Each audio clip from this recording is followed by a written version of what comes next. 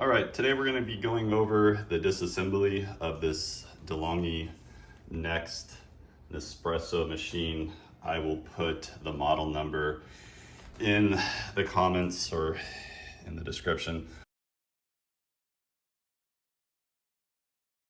My specific problem is my button isn't working. So it works about 10% of the time I push it down.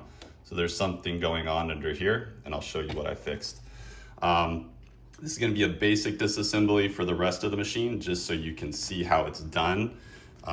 Pretty simple, pretty straightforward. Really all you need is a T10 Torx and something to pry with. Any kind of flathead screwdriver will do. So the first thing you're gonna do, you're just gonna take these off. And then that's gonna give you access to these side panels. And these side panels have T10 Torx here and here, and then the same on the other side. So you remove those on both sides, then you come underneath and you have a series of Torx here. You remove some that are up in here, and that'll allow you to slide this back piece off. And then you can remove all of these bottom ones, and that whole bottom plate will come off. Same here, that plate will come off as well. I'm not gonna actually go into that because that is pretty straightforward.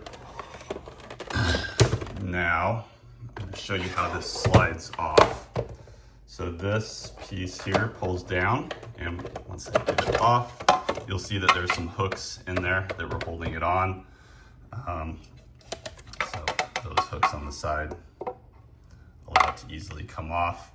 And then once you have those off and all the screws on the bottom, this piece will just pop out. It is retained at the top by a couple of clips on either side, but those come off easily.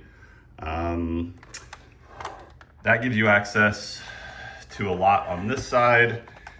And then on the back, you can see just the wire routing. I'm gonna open up the top here if I can. There we go. And then this side's gonna pop out. That gives you some more access. And then finally, we're gonna talk about the top here. This part is actually attached to the lid. So don't worry about it messing with this in here. When you take it off, it's just gonna come off the top. You'll see it's completely separate. So on this, there are two screws, same size, T10's Torx in here, and then on the other side. And once you get those loose, there's a couple of catch tabs on this side and then on this side. And then in the back, there's catch tabs as well. So what we're gonna do is we're gonna pry the front, and then we're gonna pull the whole thing off. I'm gonna do my best to keep all this in frame while I remove this piece. But you get under here, you pry, and you'll hear, careful of this little hood that comes down. You're gonna get under here and you're gonna pry and you're gonna hear it pop. Okay, if that side's loose, I'm gonna turn it over. I'm like gonna hold it loose while I do this side, and then I'm gonna pop this side.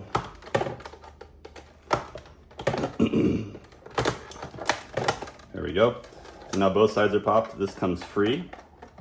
And then on the back, like I said, there's some catches. So I'm just gonna pull and it comes off. So as you can see, that comes out nice and easy. And the button right here, it pushes down with this tab onto a button inside the machine here that sits on a little circuit board that also contains the LED.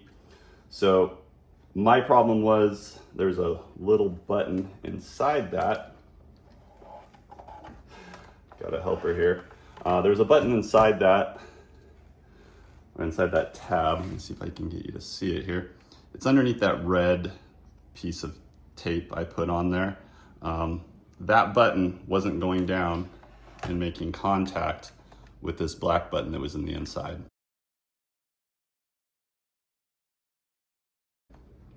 It would do it, but again, it would do it about 10% of the time. So for this, I just put this piece of high adhesive tape. It's thick. It's probably about 1 millimeter thick.